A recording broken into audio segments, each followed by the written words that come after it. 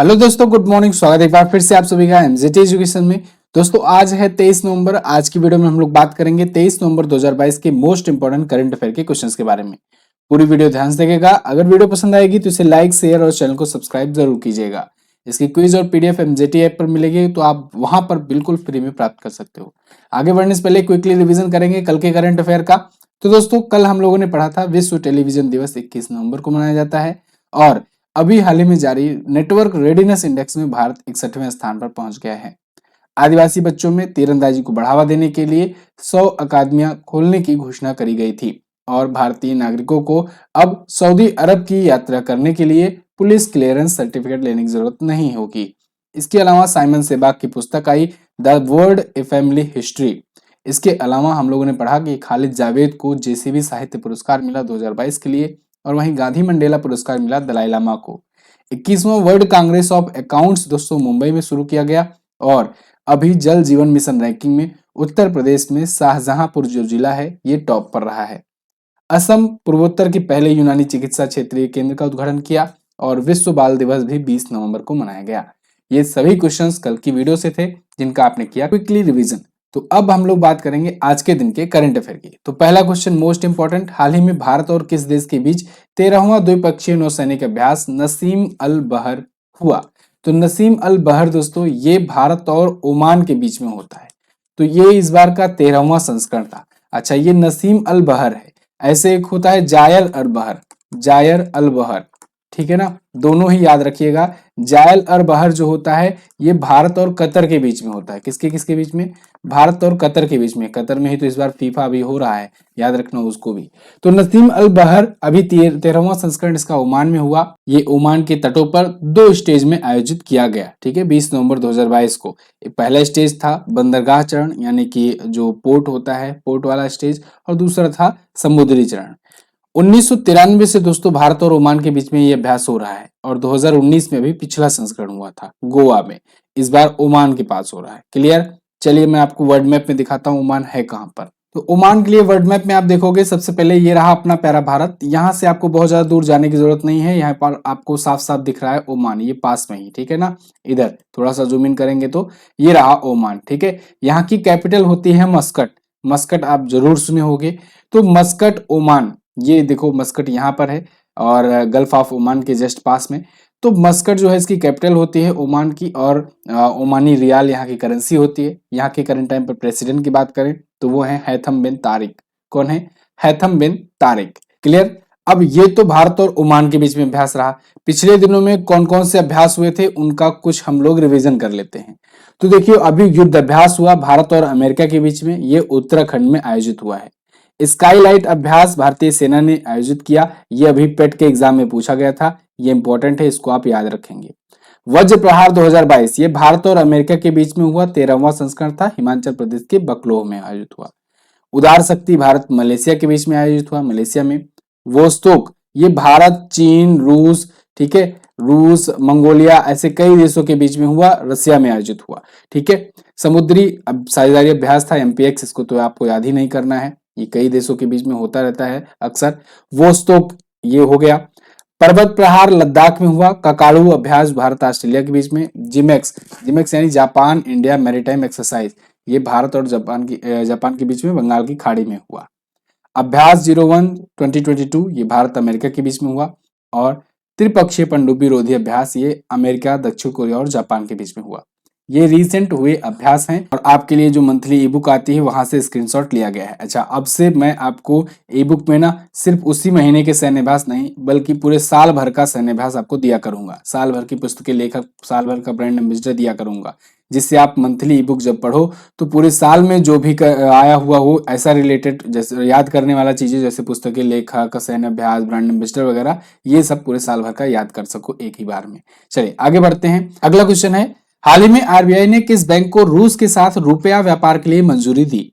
तो दोस्तों अभी हाल ही में आरबीआई ने एचडीएफसी बैंक और केनरा बैंक के साथ रूस के साथ, यानी इन बैंकों को रूस के साथ रुपया व्यापार के लिए मंजूरी दे दी है। तो बी और सी ऑप्शन आपका करेक्ट होगा। अब आपको ये क्वेश्चन थोड़ा सा कम समझ में आया होगा कि आरबीआई ने रूस के साथ रुपया व्यापार के लिए मंजूरी दी है, वो भी केवल 2 बैंकों को। यानी कि क्या इसका मतलब हुआ, इसका मतलब ये हुआ कि अब ये दो बैंकें भी ना रूस के साथ ट्रांजेक्शन कर पाएंगे रुपए में। ठीक है, देखो एक्चुअली में हुआ क्या, जब रसिया ने यूक्रेन पर अटैक किया जब से, तब वहां पर यूरोपीय देश और अमेरिका वगैरह सब मिल करके इस पर स्विफ्ट सैंक्शन लगा दिए। स्विफ्ट क्या है, स्विफ्ट एक संस्था है जो ट्रांजेक्शन्स कराती है इंटरनेशनल, यानी इंटरनेशनल जब ट्रांजेक्शन्स करना हो खास करके डॉलर में, तब फिर ये स्विफ्ट जो संस्था होती है यही ट्रांजेक्शन कंप्लीट कराती है। ठीक है, लेकिन जब स्विफ्ट सैंक्शन लग जाता है किसी पर, तो यानी डॉलर में वो ट्रेड नहीं कर सकता है यूएस डॉलर में। तो जब ये यूएस डॉलर में ट्रेड नहीं कर सकता है रूस, तो अब करेगा किस में, या तो रूबल में करेगा या तो जिस देश के साथ कर रहा है उसकी करेंसी में करेगा। तो ऐसे में रूस के साथ भारत के व्यापार बढ़ते भी जा रहे हैं। तो रूस के साथ रुपया में व्यापार को बढ़ावा देने के लिए दो और बैंकों को मंजूरी मिली है। इतना क्लियर है। अब देखो इसके लिए करना क्या होगा कि इसके लिए वोस्टो अकाउंट जो है ये ओपन करना होगा एचडीएफसी बैंक और केनरा बैंक को। ये वोस्टो अकाउंट क्या होता है, देखो जब कोई इंटरनेशनल ट्रांजेक्शन करना होता है ना, इंटरनेशनल ट्रेड होता है, तो दो तीन टाइप से अकाउंट्स ओपन करने होते हैं, वोस्त्रो अकाउंट, नॉस्त्रो अकाउंट, लेट्रो अकाउंट, ये सब वगैरह। अब इसमें वोस्त्रो, नॉस्त्रो, लेट्रो वगैरह ये सब क्या है, इसको थोड़ा सा और डिटेल में समझते हैं। देखो नॉस्त्रो अकाउंट का मतलब होता है और मनी विद यू, हमारा पैसा आपके साथ। वोस्त्रो अकाउंट का मतलब होता है योर मनी विद अस, यानी आपका पैसा हमारे साथ। जब आप हमारा पैसा आपके साथ होगा, आपका पैसा हमारे साथ होगा, तभी तो हम लोग अपने अपने करेंसी में कर पाएंगे ट्रेड। ठीक है, यहाँ पर वोस्त्रो अकाउंट की बात हो रही है, तो यानी कि आपका पैसा हमारे साथ की बात हो रही है।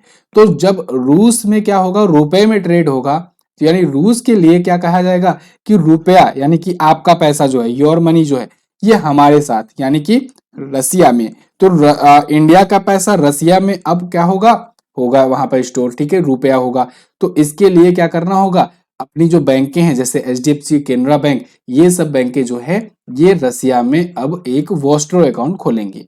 तो वहां पर रुपया होगा यानी कि आपका पैसा हमारे साथ, तो अपना जो रुपया है वे रसिया के साथ होगा। ऐसे वोस्ट्रो नॉस्त्रो होता है। नॉस्त्रो का मतलब क्या होता है, एक्चुअली में ना ये सभी लैटिन वर्ड है। ठीक है, ये सभी लैटिन वर्ड लिए गए हैं। नॉस्त्रो का मतलब होता है आवर्स, और इसका वोस्त्रो का मतलब होता है योर्स। ठीक है, लेट्रो का मतलब होता है देयर मनी। तो फिलहाल अभी वोस्त्रो अकाउंट को मंजूरी मिल चुकी है, किसको किसको, केनरा बैंक और एचडीएफसी बैंक को। इससे पहले तीन और बैंकों को मंजूरी ऑलरेडी मिल चुकी है। एक तो एसबीआई है, एक है इंडस इंड बैंक, ठीक है इसको लिख लीजिएगा, इंडस इंड बैंक। ठीक है, एक और है यूको बैंक। ये तीन पहले ही मंजूरी पा चुके थे, अभी दो और बैंक जुड़ चुके हैं इससे। क्लियर, आगे बढ़ते हैं। हाल ही में कासिम जोमार्ट टोकायो ये किस देश के प्रेसिडेंट बने, तो दोस्तों कासिम जोमार्ट टोकायो ये प्रेसिडेंट थे ही कजाकिस्तान के। एक बार फिर से इन्होंने चुनाव जीत लिया है, यानी दूसरे कार्यकाल के लिए इन्होंने चुनाव जीत लिया है। कासिम जोमार्ट टोकायो, यहां पर देख पाओगे आप आर्टिकल है, Kassym Jomart Tokayev wins Kazakh president election, 81.3% vote इनको अकेले मिले हैं। तो कजाकिस्तान जो है एक मध्य एशियाई देश है और पूर्व सोवियत गणराज्य है। 1991 में जब सोवियत संघ का विभाजन हुआ उससे पहले कजाकिस्तान सोवियत संघ का हिस्सा रहा करता था। कजाकिस्तान भी चलिए वर्ल्ड मैप में देख लेते हैं। तो वर्ल्ड मैप में आप देखोगे तो यहाँ पर है अपना प्यारा भारत, यहां से आप आएंगे ऊपर की तरफ तो यहाँ पर आपको दिख जाएगा कजाकिस्तान। ठीक है ना, तजाकिस्तान, किर्गिस्तान, उज्बेकिस्तान पार करते हुए आओगे तो ये दिखेगा कजाकिस्तान। कजाकिस्तान देखो दोस्तों, ये दुनिया का सबसे बड़ा लैंड लॉक्ड कंट्री है। ये काफी बड़ी कंट्री है और चूंकि ये चारों तरफ से जमीन से घिरा हुआ है इसलिए लैंड लॉक्ड कंट्री कहते हैं। अब यहाँ पर आपको कैस्पियन सागर दिख रहा होगा, कैस्पियन सागर देख करके आप अंदाजा मत लगाइएगा, कैस्पियन सागर खुद अपने आप में लैंड लॉक्ड है, तो इस वजह से कजाकिस्तान दुनिया का सबसे बड़ा लैंड लॉक्ड कंट्री हुआ। मंगोलिया दूसरे स्थान पर है, दुनिया का दूसरा सबसे ज्यादा लैंड लॉक्ड कंट्री। फिलहाल कजाकिस्तान की राजधानी होती है अस्ताना और यहाँ की जो करेंसी होती है वो होती है कजाकिस्तानी तेंगे। क्या होती है, कजाकिस्तानी तेंगे होती है। प्रधानमंत्री हैं अली खान इस्माइलोव। अगला, हाल ही में विजय हजारे इवेंट में लगातार 5 शतक बनाने वाले पहले भारतीय खिलाड़ी कौन बने, तो वो बन गए हैं दोस्तों एन जगदीशन।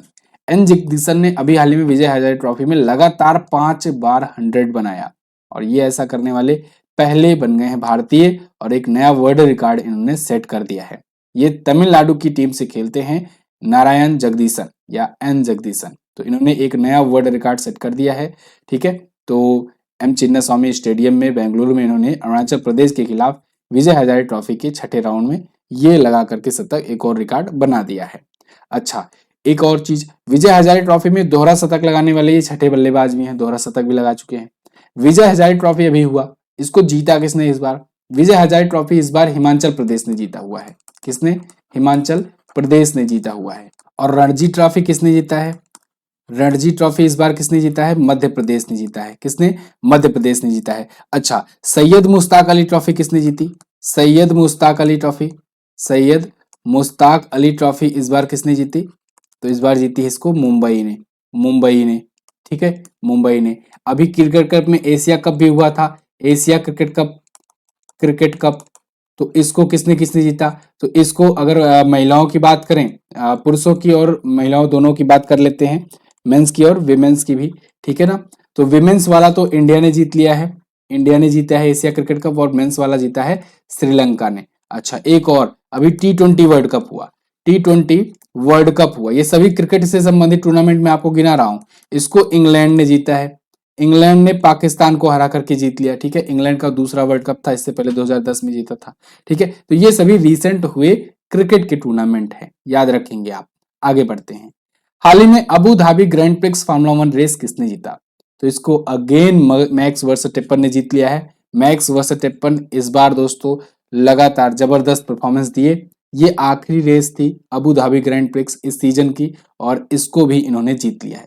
इस सीजन में टोटल 15 रेस ये अकेले जीत चुके हैं, टोटल रेस की 15 रेस अकेले मैक्स वर्सेटेपन ने जीता है। इनके कैरियर की ये 35वीं रेस थी, ठीक है। मैक्स वर्सेटेपन, यहाँ पर आप इमेज में देख पाओगे, ये रेडबुल के खिलाड़ी हैं, रेडबुल के खिलाड़ी हैं और नीदरलैंड के रहने वाले हैं, ठीक है ना। तो इन्होंने जीता हुआ है। अच्छा, पूरी लिस्ट में आपको शो करा दे रहा हूं, पूरी लिस्ट में यहाँ पर आप देख पाओगे अभी तक जो भी ग्रैंड प्रिक्स हुआ है सब है, नीचे यहाँ पर अब अबू धाबी जोड़ दो, अबू धाबी ग्रैंड प्रिक्स, ठीक है। टोटल का ये विनिंग है। इसमें आप मैक्स वर्सेटेपन को देख पाओगे 1 2 3 4 5 6, इसके बाद 7 8 9 10 11 12 13 14 और ये अब 15, तो 15वीं रेस ये जीत चुके हैं, ठीक है, max Verstappen, total formula 1 grand prix का। चलिए आगे बढ़ते हैं। हाल ही में किस पत्रकार को कोविड-19 राहत प्रयासों हेतु जयपुर फुट यूएसए पुरस्कार से सम्मानित किया गया? तो दोस्तों अभी हाल ही में दानिश मंजूर भट्ट को सम्मानित किया गया है। दानिश मंजूर भट्ट एक पेशे से पत्रकार हैं। कोविड-19 के दौरान राहत प्रयासों के लिए इनको सम्मानित किया गया है। कहां पर? इनको यूएसए में सम्मानित किया गया है, अमेरिका में सम्मानित किया गया है, ठीक है। यहाँ पर आप देख पाओगे, द प्रिंट का आर्टिकल है। जर्नलिस्ट दानिश मंजूर Bhatt honored with Jaipur Food USA's first global humanitarian award for covid relief effort. ये पहला ग्लोबल ह्यूमैनिटेरियन अवार्ड है कोविड-19 रिलीफ एफर्ट के लिए। ये मूल रूप से कश्मीर घाटी के रहने वाले हैं और न्यूयॉर्क में इनको सम्मानित किया गया है। क्लियर? कल की वीडियो में मैंने आपको साहित्य से संबंधित जितने भी सम्मान थे उसको रिवाइज कराया था, तो कल वाली वीडियो अगर नहीं देखो तो उसको जरूर देखना। अगला है, हाल ही में किस केंद्रीय मंत्री ने 53 आवर चैलेंज अभियान शुरू किया? तो इसको शुरू किया है केंद्रीय मंत्री अनुराग ठाकुर जी ने। अनुराग सिंह ठाकुर जी दोस्तों केंद्रीय युवा और खेल मामलों के ये मंत्रालय के मंत्री हैं। इन्होंने इसका उद्घाटन किया है। यहाँ पर आप देख पाओगे, Anurag Thakur facilitate 75 creative minds of tomorrow inaugurate film Bazaar. देखो IFFI जो अवार्ड चल रहा है ना गोवा में, ठीक है ना, जिसके बारे में मैं आपको कंप्लीट होने के बाद पूरा लिस्ट सहित बताऊंगा, विनर की लिस्ट सहित। तो यहाँ पर इन्होंने एक अभियान शुरू किया 75 क्रिएटिव माइंड्स ऑफ टुमारो। उसी के तर्ज पर इन्होंने 53 आवर चैलेंज अभियान भी शुरू किया।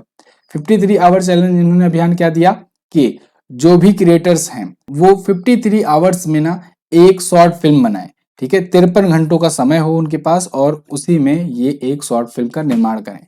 तो ये आइडिया ऑफ इंडिया एट 100 पर आधारित होगा। 75 क्रिएटिव माइंड्स फॉर टुमारो नाम का एक इनिशिएटिव है, एक कैंपेन चलाया जाएगा, ठीक है ना। तो ये डायरेक्टर्स और जो भी नए जो क्रिएटिव्स हैं उनके लिए कहा गया है। तो ये शुरू किया किसने? केंद्रीय मंत्री अनुराग सिंह ठाकुर ने। मोटा मोटा आपको याद रखना है कि ये राष्ट्रीय फिल्म विकास निगम के द्वारा संचालित होगा और अभी जो IFFI अवार्ड जो हो रहा है गोवा में उसी में इसे लॉन्च किया गया है। आगे, हाल ही में भारतीय सेना के दक्षिण कमान ने कहां पर शत्रुनाश अभ्यास किया? तो शत्रुनाश अभ्यास अभी हाल ही में हुआ है राजस्थान में। राजस्थान के थार के मरुस्थल में यह हुआ है शत्रुनाश अभ्यास। इसको भारतीय सेना के दक्षिणी कमान ने कंडक्ट किया हुआ है, ठीक है। देख पाओगे यहाँ पर आर्टिकल है इसके regarding. Indian army conduct integrated fire power exercise Shatrunash in Thar desert, ठीक है, थार के मरुस्थल में ये किया गया है। तो 21 नवंबर 2022 को ये आयोजित हुआ है। ठीक है, आगे भारत में सबसे अधिक स्थापित ग्रिड इंटरेक्टिव अक्षय ऊर्जा क्षमता में कौन सा राज्य शीर्ष पर रहा? तो इसमें रहा दोस्तों टॉप पर कर्नाटक। भारत में एक रिपोर्ट आई अभी जिसमें राज्यों की रिपोर्ट थी कि सबसे ज्यादा स्थापित ग्रिड इंटरएक्टिव अक्षय ऊर्जा बोले तो रिन्यूएबल एनर्जी कैपेसिटी, तो अक्षय ऊर्जा क्षमता में कौन सा राज्य शीर्ष पर है? तो इसमें कर्नाटक टॉप पर आया हुआ है। अक्षय मतलब जिसका क्षय ना हो, ठीक है ना, जिसका क्षय ना हो। तो क्षय कौन सी ऊर्जा नहीं होगी? जो रिन्यूएबल हो, ठीक है ना, जैसे सौर ऊर्जा ले लो, ठीक है, तो ये सौर ऊर्जा हुआ, प्राकृतिक पवन ऊर्जा हो गया, ये सभी रिन्यूएबल एनर्जी के तहत आती हैं। तो रिन्यूएबल एनर्जी कैपेसिटी के मामले में टॉप पर है कर्नाटक। सेकंड पर कौन है? सेकंड पर है तमिलनाडु और थर्ड पर है गुजरात। यहाँ पर उनकी कैपेसिटी भी लिखी गई है। जैसे कर्नाटक की 15,463 मेगावाट की क्षमता की कैपेसिटी है, 15,225 मेगावाट कैपेसिटी के साथ तमिलनाडु दूसरे पर और तीसरे पर गुजरात है। क्लियर है? इसको आरबीआई ने जारी किया है रिपोर्ट को, और आरबीआई की रिपोर्ट का नाम है भारतीय राज्यों पर सांख्यिकी की हैंडबुक 2021-2022। क्लियर? कर्नाटक आया है। कर्नाटक देखोगे आप इंडिया के मैप में, यहां पर आपको दिखेगा नीचे कर्नाटक। बसवराज एस बोम्मई यहाँ के सीएम हैं, बीजेपी पार्टी से हैं, और बेंगलुरु इसकी राजधानी है। बेंगलुरु में ही आपको पता होगा अभी बेंगलुरु के जो संस्थापक माने जाते हैं कैंपा गौड़ा जी, तो इनकी मूर्ति का उद्घाटन किया गया है। प्राइम मिनिस्टर नरेंद्र मोदी जी ने इनकी मूर्ति का उद्घाटन किया है और नाम दिया इसको स्टैचू ऑफ प्रॉस्पेरिटी। क्या? Statue of prosperity. चलिए, यहाँ के गवर्नर कौन है? गवर्नर है थावरचंद गहलोत।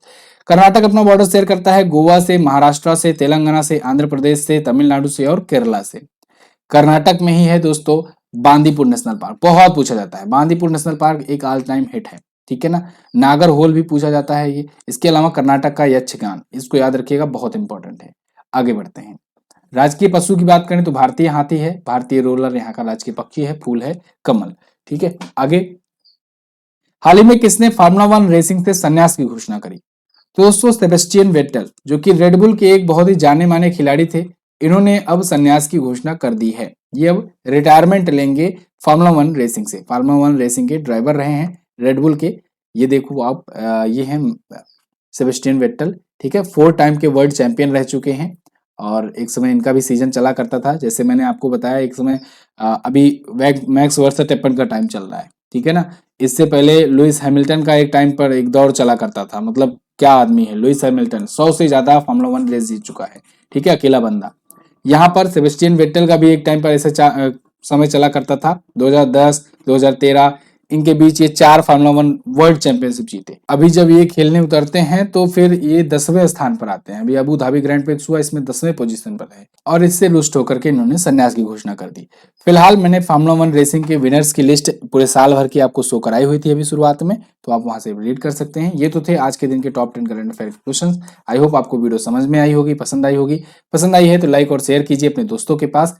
कल मैंने आपसे क्वेश्चन पूछा था सफेद हाथियों का देश किसे कहते हैं? तो थाईलैंड को सफेद हाथियों का देश कहते हैं, और वहीं लाओस को हजार हाथियों का देश कहते हैं। स्काई रूट एजेंसी की स्थापना 2018 में करी गई थी। क्लियर है ना?